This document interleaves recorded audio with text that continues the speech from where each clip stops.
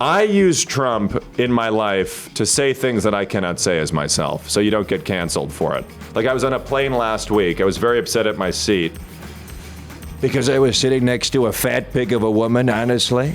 This person was a total slob. She looked like a combination of vintage Rosie O'Donnell mixed with Chris Christie, okay? But I didn't say it. Trump said it, so it's completely fine. Nothing will ever compare to the level of absurdity and comedic positives of having Trump in office or just in the culture. Because it's so crazy what he's doing and what he's saying that the material literally writes itself. Today, we're going to be talking to someone I met 3 years ago when he was young and nobody had heard of him. We've stayed in touch and he's now everywhere. You cannot have missed one of his absolutely brilliant impressions of either Donald Trump or Barack Obama. He does both sides of the aisle. And what he does is very smartly take politicians' own words and turn them into a laughingstock, and kind of us into a laughingstock too. I'm talking, of course, about Matt Friend, who I just think is one of the funniest and the nicest comedians working today. And I was thrilled when we managed to get him to come into the studio at the Daily Beast. Matt, let's get into it. So is it true that you've just come back from filming a rom-com? No, I'm doing my first movie, and that'll be on Sunday. So I'm going away for a week and a half to film that. Very excited about it. That's a very short movie. I will come back and talk about it when it's done. Okay, who's it with? What is it about? You shall see. Okay. You shall see. Okay, so I don't know if I think I can talk about it. Once it's more official, I'll talk more about it. When does this come out? It's a question I've been asking about Lindsey Graham for a long time. Back on that a little bit later. But I'm very excited. I'm very happy to be with you. So thank you for having me. No, I'm thrilled to have you. And what I really wanted to talk to you about, I'm thrilled about your new projects, and I'm sure you're going to be a huge Hollywood A-star, but you're so good at political impressions. And you're the only person doing it. And what I wanted to ask you, well, first of all, I wanted to ask you, why did you start doing it? And secondly, how do you do it? It's the voice, especially for Donald Trump, is so good. What are you listening for? Just tell us the process. Well, for me, I started doing impressions when I was 4 years old, and I watched the movie Austin Powers, so semi-British, so I'm sure you can be happy about that. It's actually, happy. I think, a Canadian man doing a British impression. That was Mike Myers. And then I just started to mimic everybody around me. I would do my grandfather, my parents, my teachers, parents, friends, and I would just start to try to make my parents laugh as a kid. Then I had this obsession with comedy. I loved old show business. I watched Don Rickles and Ed Sullivan and Rodney Dangerfield in that old era of show business, Johnny Carson. For some reason, I was very obsessed with it. Not normal for someone born in 1998, but nonetheless, I loved it. And then I started to do stand-up when this is a long answer to the question, but I started to do stand-up in college, graduated in the pandemic, and I started to post on TikTok and Instagram, building a following, all as a result of uploading short-form content from my phone, my brain and my phone, creating things. And then Jimmy Kimmel and the Today Show and various shows started to show my work on the air, have me on their show, all in COVID. And then last year, I had an opportunity to perform at the White House Correspondents Dinner. Which I was there for, and which was terrific. It was crazy, because they never had another comedian in addition to the headliner before. So there's the person who headlines, which was Colin Jost last year from SNL. And then they had me pop up out of the middle of the room. Biden's 30 feet away. I think he was alive.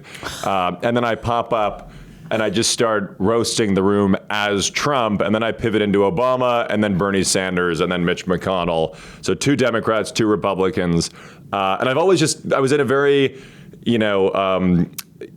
a family with active political discussions, lively discussions around the dinner table.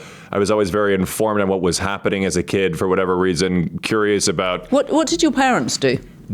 Mother was a jewelry designer turned baker. She has a great cookie company called Big Fat Cookie. People should go get their cookies. Had your mum's cookies. They're amazing. And they're like 30 cookies squashed on top of each other. They are amazing. They are amazing. And then my dad is Bernie Madoff. No, my dad is in finance in Chicago. Okay, yeah. I met your parents because I ran into you in the street with them. And, right, that was very fun. It was great. And then, I don't know, the political impressions, I was starting to do actors in the pandemic and post that.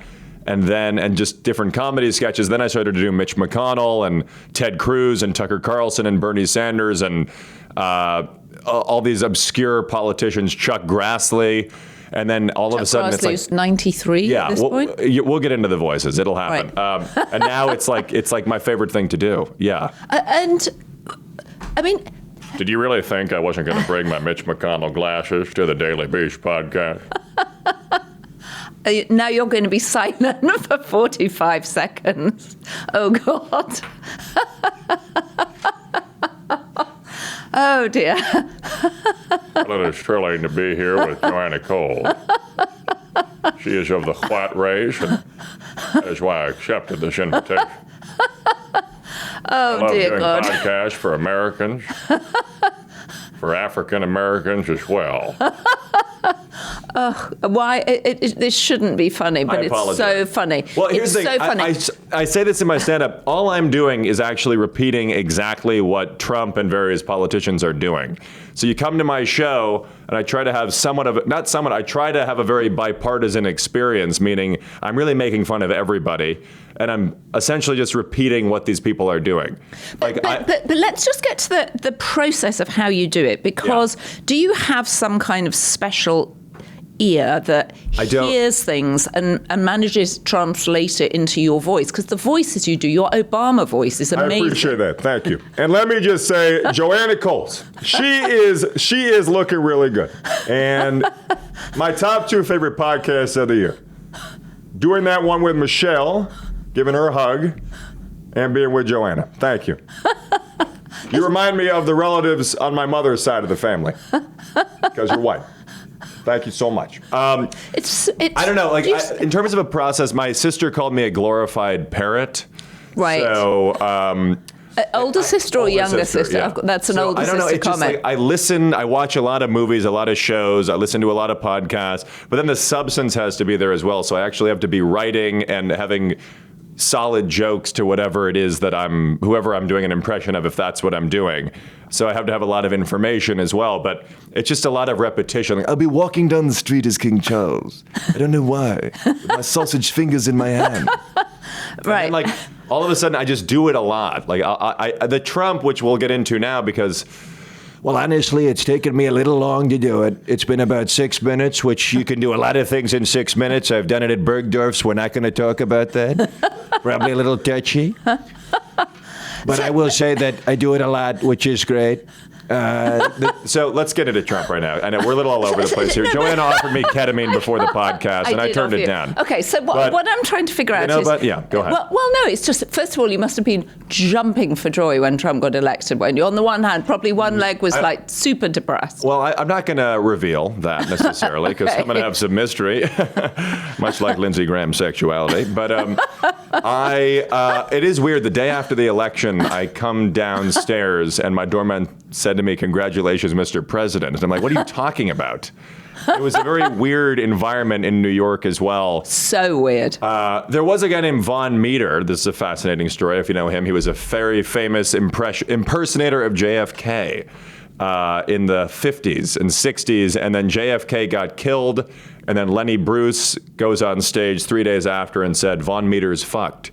Because Von Meter looked exactly like JFK, and that was his whole shtick. So for me, like, whether Trump was going to win or not, it didn't really matter, because he's a celebrity, he's a character. It's like, he's not my only thing, and also he's so in the culture. Like, he wasn't the president for the past 4 years, and I did him at the White House Correspondents Dinner. Fair. It's like, it's so crazy what's that. But it doesn't hurt the comedy business, I will tell you. Right. Well, I wanted to talk to you about that too, but wouldn't it have been impossible for you to do Kamala? Can you do Kamala? That would have been difficult. I would say that'd be tough.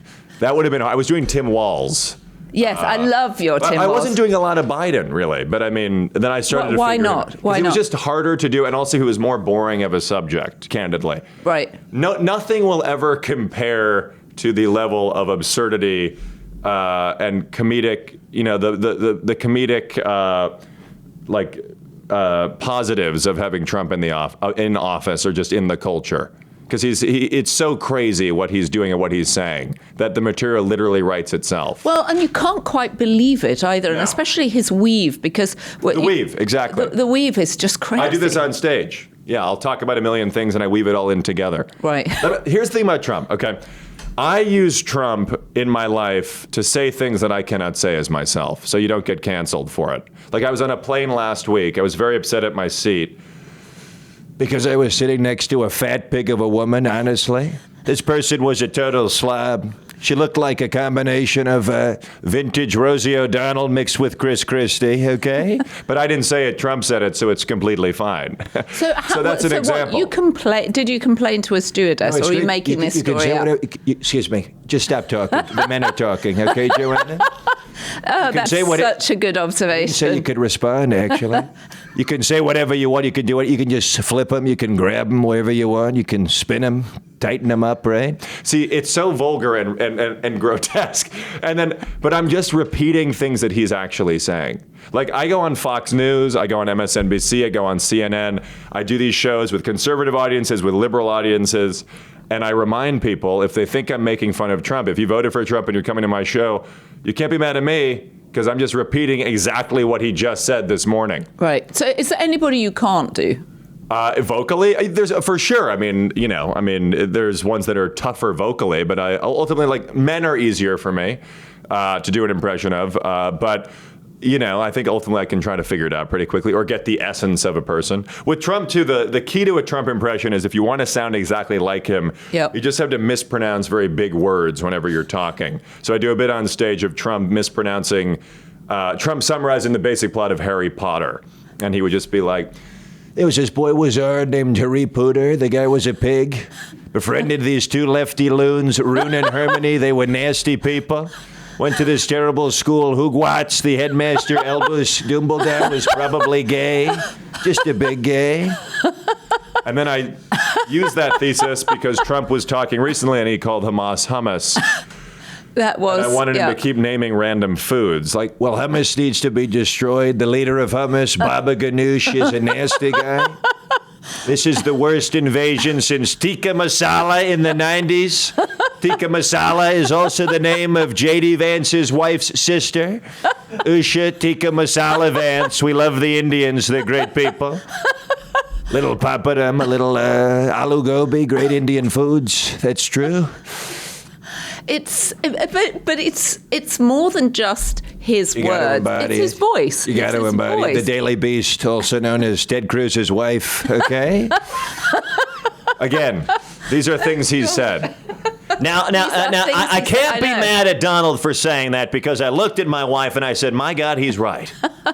That's my God, he's right. Ted Cruz got stuck in absolutely, and couldn't come back. Cancun. Let's wrap this shit up.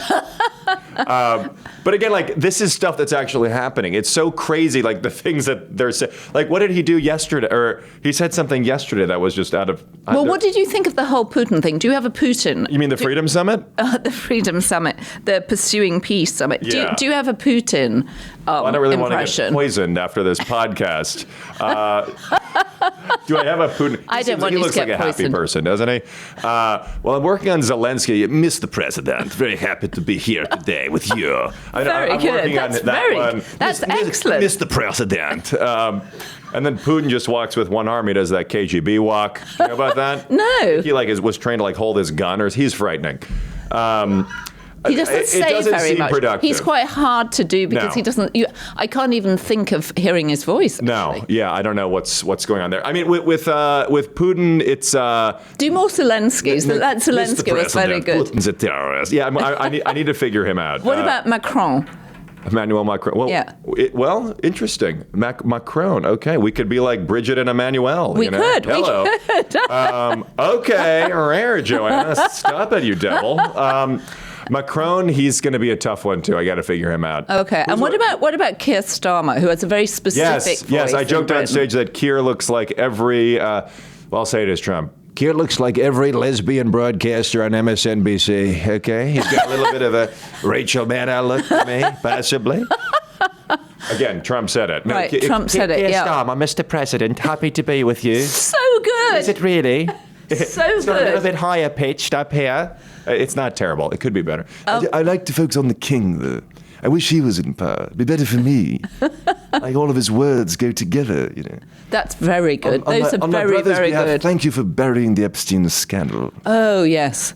Well, what do you think about that? You don't need to do Prince Andrew. Nobody knows who Prince... That interview was crazy. The interview was insane. It was insane. So the BBC interview where he claimed that he hadn't done anything wrong. Well, I joke on stage that I meet so many celebrities. People ask me if I was ever on Epstein's island, and the truth is, if I ever was, I would have been one of the kids. But there's going to be some fun comments on this podcast. How old are you? 27. You're 27. 9 years too old, right?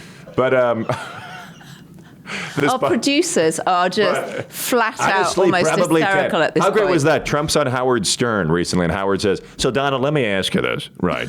You must be banging anybody you want. Like, is there an age you wouldn't go down to? Would you go down to like, I don't know, like how young are you going? 24?" And he goes, "Probably wouldn't go down to 12." Then he just stops answering the question. You're making this up. No, right? This is a real interview of Trump on Howard Stern like 25 years ago. And it led me to keep thinking, does that mean if they just got braces, they're fine? I'm like, what? He doesn't, if they're 14, possibly. So alarming. It's so alarming. But again, I want your viewers, your listeners, to remember that if you were offended by this comedically, again, I'm just repeating exactly what is happening. But don't shoot the messenger. It's almost unbelievable what's happening. It is. Especially, we have Michael Wolff on our Inside Trump's Head He's got podcast. a hot wife, right? Sorry, he does have a very hot wife. This is what I've heard. Michael, she's a beauty. Sorry, again, it's like Tourette. I have Trump Tourette's. You really should not have invited me here. Tourette's. It's a serious, it's a psychological disorder. So just in terms of, just give me one, like, are you... I'm just fascinated by the process of how you hear someone else's voice and then it manages to come out of your voice. Yeah, Bernie Sanders is right here. Yeah, sure. Zoran Mondani will solve all of our city's problems. Joanna Coles is an editor, not just for the top 10th of 1%, but for the 0.01 of 1%. Okay.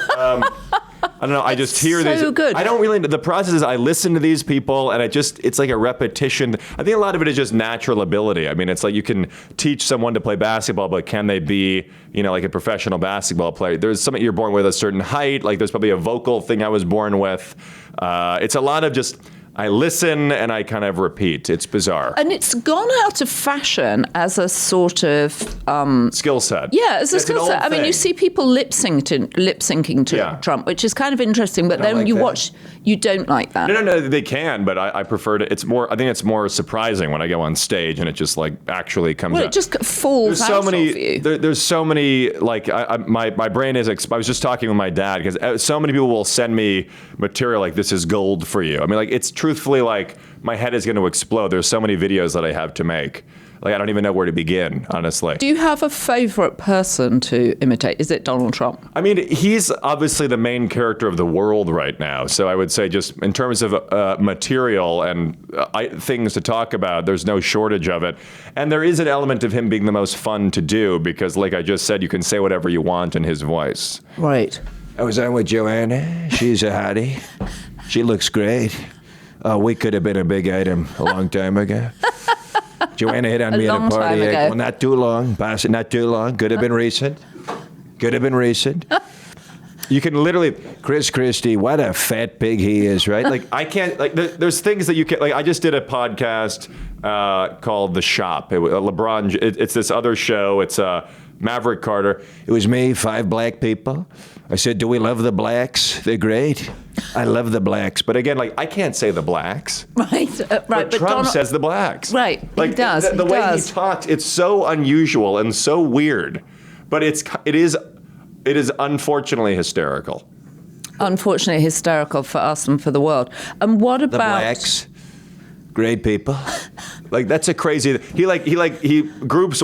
The Jews. Like he just says it like he groups one group of people in together. I was doing a bit of Trump and Obama playing golf together because I love how there's this presidential golf obsession where every person says that their predecessor played more golf than the last one. And that's what killed Biden in the debate, by the way. They were talking about something. He goes, crazy. Donald, I can beat you. We beat Medicare. I don't know what happened. But like the Trump-Obama Well, and golf also game. they had that moment in the debate where they both start arguing about their golf score. That's what I'm saying. Or they're, I know I'm an 8 or whatever. That's what I'm I've saying. got an 8 handicap. If Trump does run for a third term, I think Obama should too, because then that would come up in the debate, and Trump would say, Barack, you have to come play in Mar-a-Lago. It's gorgeous weather. We finally let in the blacks, even the half-blacks. Right. Donald, thank you so much. I appreciate that. The only reason I would ever consider accepting that invitation is to show to the American people that whether you are from a red state or a blue state, whether you listen to the Daily Beast, or whether you have no idea what the hell that is, I am my brother's keeper, and yes, we can. It's Stop talking, like Joanna. we're I'm not just. done with this place. The only reason I'd invite you, Barack, is because your contact photo popped up and I thought it was Tiger Woods, okay? That's the bit. I apologize. see, it's like it's almost like doing the Trump is like a pass to real, like kind of be rude and say whatever you want. Right. Yeah, genuinely. Right. Yeah. But it's not you. It's not me. Yeah. And you're making fun That's of what I'm them. saying. I remind people on It's- stage, it wasn't me. I didn't say it. I don't know where that just came from. It was like an aneurysm. Yeah. So what about have you got how so many questions. All right. I'm waiting, Joanna. Okay. When I'm just trying to think about when do new characters pop up on your horizon? When do you know that someone is ready to be done? Like Zoran Mandani, or can Yeah. you do Andrew Cuomo? Can you do either of them? And when do they sort of get critical mass that it's worth you spending time watching them and then creating your version of them? It depends. Like sometimes I will look at who's more topical, who's in the news. I look at who is topical in the news. There's also like obscure ones that I like to do, like old references, like Johnny Carson is no longer alive, but I still do him. But then there's actors that I do. But obviously in the political space, J.D. Vance is most likely next. Gavin Newsom, people are talking about a lot. J.D. Vance seems to be harder to imitate. Is he? I'm we working know on him less. Yeah. Well, yeah. He's like, well, the thing about JD is, on behalf of all senators in this country, my Mima and my people, I want to thank you, Joanna, for having me on this show. And if I were to have dinner with Donald, with anyone in the world, in all of human history, it would have to be, golly, Donald Trump. It'd be Donald Trump. Right. Golly, my Mima, my people, I agree. Yeah, it's like this weird, and he's got a deep, weird inflection to him. And then Gavin Newsom is kind of like Will Arnett. Welcome to Smartless. Gavin Newsom, Donald Trump, he's a bully, he's a fraud, bop, bop, ba-da, bop, bop. Gotta say, he's a bully. It's not what we need in this country. We gotta remember, this is America. Donald Trump, he's a bully. He does not know why this country is so great. He's wrong. Joanna, he's wrong. Jennifer, hola amigos, hola todos. That's his wife. I love her like Spanish accent that she does. Hola, hola, las Argentinas. Like she really leans into it. You're the whitest person, okay? Like Ilaria Baldwin. Hilaria, well, she's great. I love Hilaria. She's great. Can you do Alec, not so much, but Hilaria is great. Yeah. So- this podcast is a little all over the place. I I'm know, sure but it'll be who heavily cares? criticized. Yeah. Of course it will. Everything is always heavily criticised. What about Zoran Mandani, who's won the Democratic primary for New Cuomo York and mayor? Donnie, yeah, that's an interesting subject. I was working on my Andrew Cuomo. I did it next to Chris on his show. Let's get after it. American. Andrew Cuomo, let me have some water. You've just gone up an octave. The thing about the mayoral job That's very is good. the mayoral job is effectively a managerial job. I prefer a blow job, maybe 6 or 7. Now, I don't want the mayoral job or a managerial job. I simply want a hand job. Oh, that's very funny. You're That's very funny. I don't even know if we can put that out, but it's very funny. Why I think couldn't you we? can do whatever you I think- want to do. I think we can. I think. And with Who is Mandani, he's that? always talking through a smile. I'm very skeptical of that. Right. As if I had some like rice to eat with my hands or something. Right, like, which is one of the things he loves to do. New on the Yorkers. videos. I don't know. He's something is like You're working on the Mamdani. I'm 'cause working he's on new. the He's new on Working the. in the Mandani, probably not going to get paid for it because no more money in this city. So that's great. we'll see how that goes. Eric Adams, like, New York's a great place. You can wake up and see planes crashing into the Twin Towers. Did you see him say that? No, he didn't say that. This is a real thing. No, he did not say that. I just want everybody to understand this. He didn't I say am that. not writing this material. This is not ChatGPT. This is the sociopaths you guys are electing.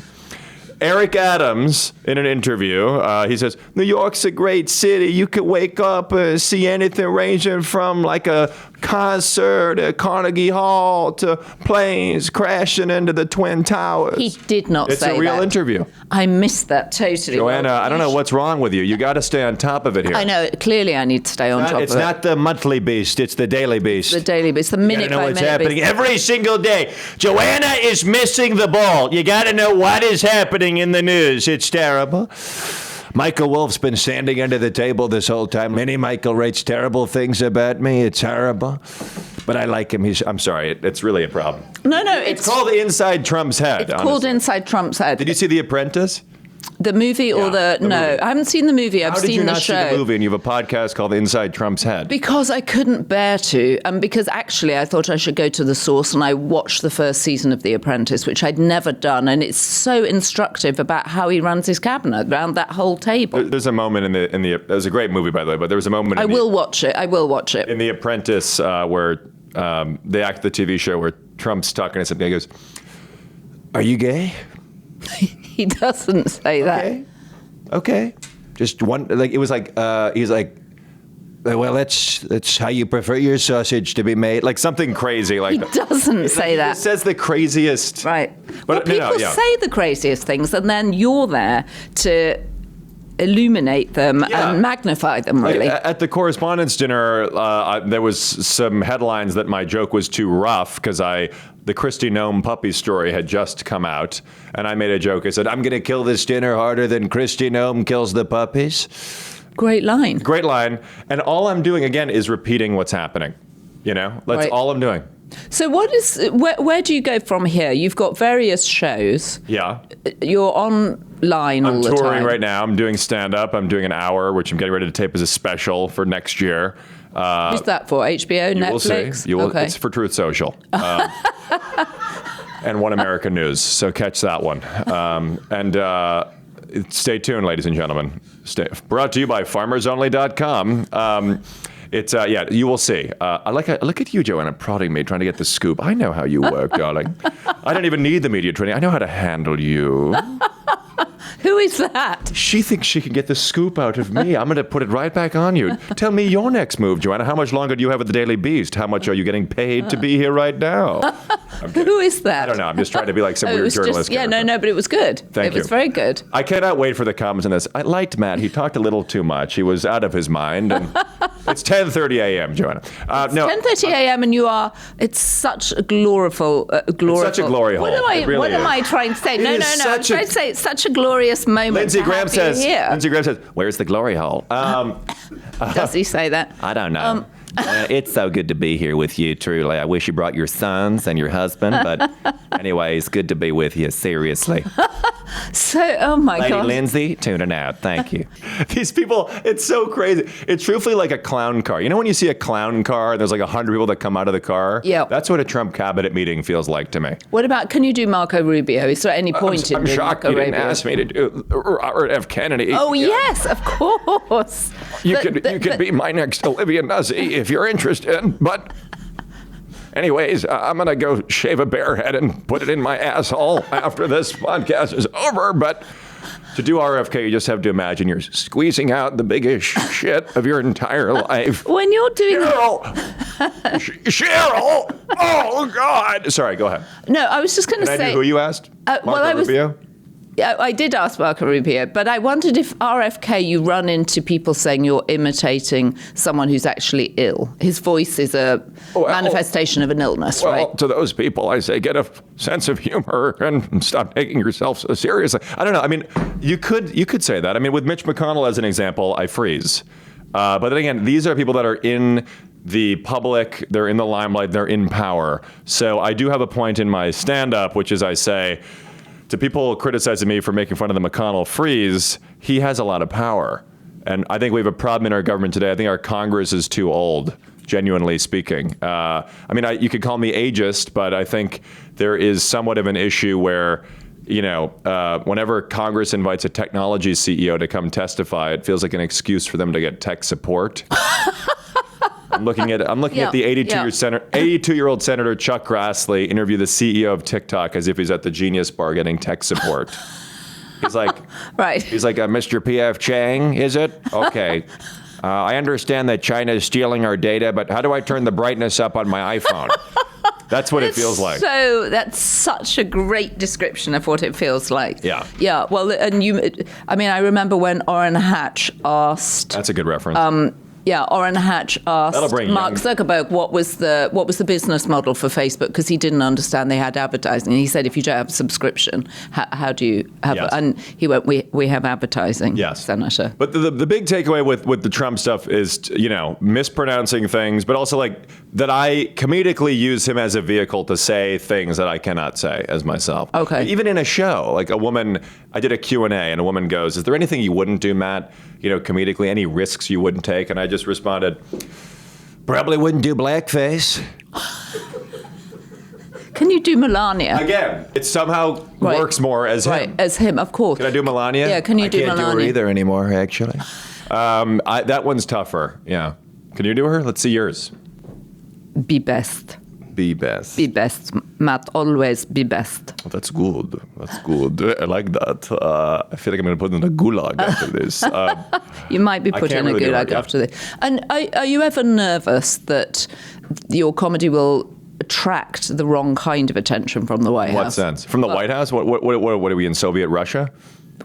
Very possibly. I mean, the way I'm approaching... Have you ever thought about it? Have you ever thought the country's changing, they're going after people, you would be a target? That's great, Joanna. Yeah, let's put that out there. That's great energy I want to put out there. I mean, one of the first things they say fun question. about... Just do you a favor, do the podcast. Let's think about the worst things that can happen to you, Matt. Sure. Well, if I say my name is Joanna Coles, it might be a problem. But no, because the way I approach my comedy isn't really like that. I mean, I go on every show. I'm going on Fox News with Jesse Waters. I'm going on MSNBC. And I do ultimately think it's interesting that you say that, because I actually think, in my experience, that Republicans have a great sense of humor.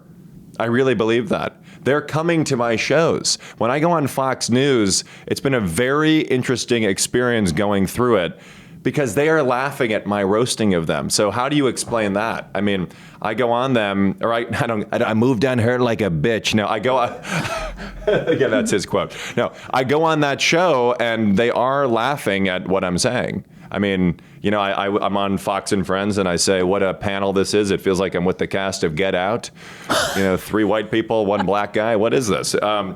So, I mean, again, I think it's all in the way you approach your life, your comedy. Am I afraid of the White House? I haven't really thought of that. I mean, again, I'm just kind of doing my thing. I mean, if they start putting Jimmy Kimmel and stand-up comedians in jail or threatening them, that would be a seriously frightening thing. I don't think that's going to happen. I mean, Trump did just have dinner with Bill Maher. True. Which I honestly think was great for the country. Okay? New rule. We need to start getting along with people. If you don't agree with someone, break bread. Have fun. Don't be an idiot. Don't be a member of the woke police. Don't be wrong. Okay? Well, he's now being sued by Melania. Whom? Bill Maher. Oh, I didn't know this. Are you serious? Yeah. What's happening? He's suing her for saying on air that she was a friend of Jeffrey Epstein, I think. Am I wrong about this? I didn't hear that. Because I would have done a video about this by now. I think what's happening is it's classic Daily Beast fake news.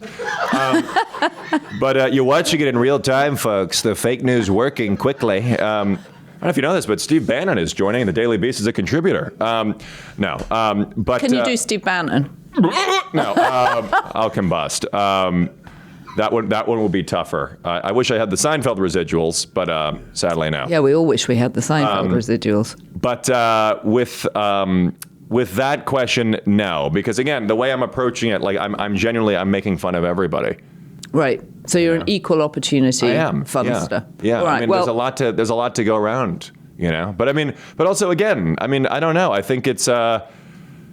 I think Democrats have a serious problem with humor as well. I mean, I think that was a big campaign issue. I think Gavin Newsom's doing a great job right now. I love what he's doing on social media. Yeah, it's really clever, isn't it? It's really posting fun. Trump's. I've been saying they needed to do this for the past 3 years. The Kamala campaign, the Tim Walz of it all, it was too serious. The whole when they go low, we go high thing is ridiculous. Well, and that's all out the window. And Donald Trump has a sense of humor, right? That's actually one of the things that people like about him. You don't think posting an AI-generated photo of yourself as the Pope means that you have a sense of humor?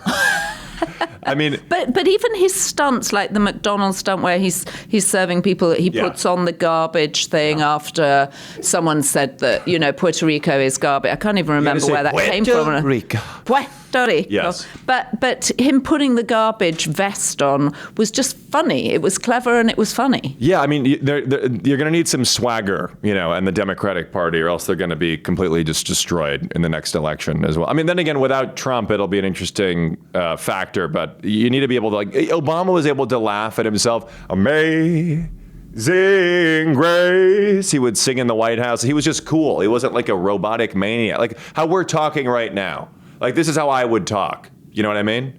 I think that's like you can't be like some weird. Well, they seem very scared about saying anything, don't they? Because the weight of sanctimony comes down upon you, and you get cancelled. It's funny. What weight? We're all watching this stuff when we're taking dumps on the toilet, scrolling on our phone.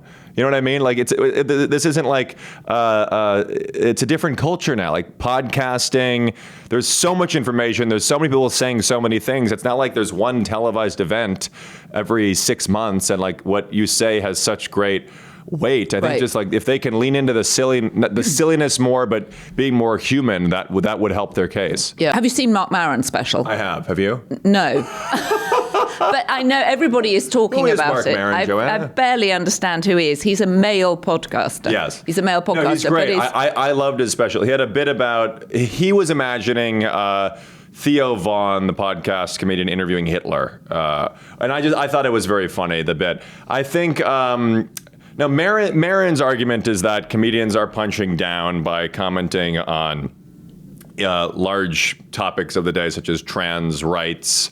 And I do think there's a lot of merit to what he's saying. I mean, I think I wonder what a George Carlin would have made of today's society with podcasting and comedians, talking because basically when there was the comedian who went to the Trump rally and was making jokes, there's a difference between doing that. It was that Tony Hinchcliffe. Yeah. There's a difference between doing that and doing what I'm doing, which is I'm not associating with his campaign and, advocating for him. So I think there is sort of a danger, I guess, when the advocacy blends with the comedy. If you're going to be advocating more for one side. Well, and comedy is its own thing, which I think is the point that Dave Chappelle has always tried to make, isn't it?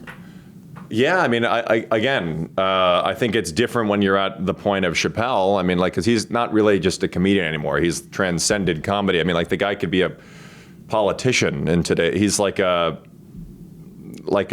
philosopher, major player in our society now. I once had an amazing evening with Dave Chappelle. I was making a show. Was this at Ghislaine's?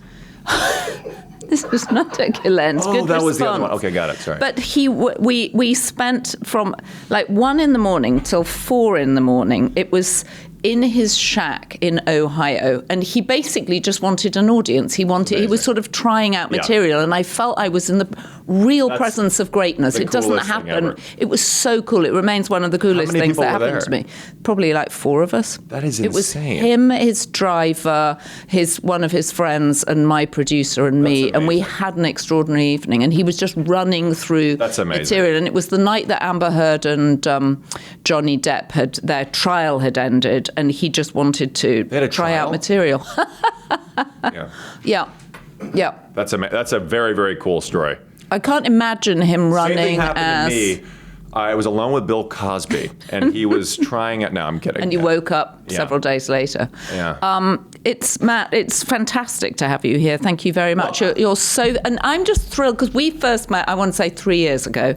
You were 22 or something, and you've just blossomed. It's incredible how fast your career has taken off. I'm getting there, and I wrote a piece for you guys about. You wrote a very good piece for us. That was a question I asked viewers, which was, when can we make jokes in the middle of a tragedy? And it's a question I think that is still relevant today, because there's so many horrible things happening in our society on a daily basis. I mean, with like multiple wars going on, and the question is, where is the comedic line? And I think we just have to, my conclusion at this point is just, you have to just keep making jokes. And you have to laugh. We have to keep laughing. The second you stop that is when you die. Yeah, it's horrible. So you got to keep laughing. That is the interesting thing that about your question earlier, by the way, before we go, about would I be afraid of the White House as a comedian? Because my feeling on Trump is, at least according to what Bill Maher has said about him and what everybody has said about him that I have heard has had dinner with him, is that the guy is hilarious when you're in person, but then on the public side, he doesn't like people threatening him or making fun of him, which is just such a weird balance. Like Seth MacFarlane described how great Trump was at the roast of him on Comedy Central, and now he's like a different person. So it is a weird thing. Like there's a weird shift if that is the case. Well, isn't the shift power that now he has incredible power, and power does weird things to people? It also is crazy that he still cares, because he doesn't have to run again. He has nothing left to prove. So at a certain point, it's almost like, wouldn't you care less? Because you've already won twice, or 3 times, as he describes it. Yeah, or maybe he wants to run again and actually bust through the Constitution and actually win 3 times. Do you think he does? I don't know. I don't think anybody knows. I don't think he knows. Back to you in 2028. So so what did you think of the news that Stephen Colbert's show is going off the air? I hate it. And what about South Park? I hate that news. I love Stephen. The show's been amazing for me.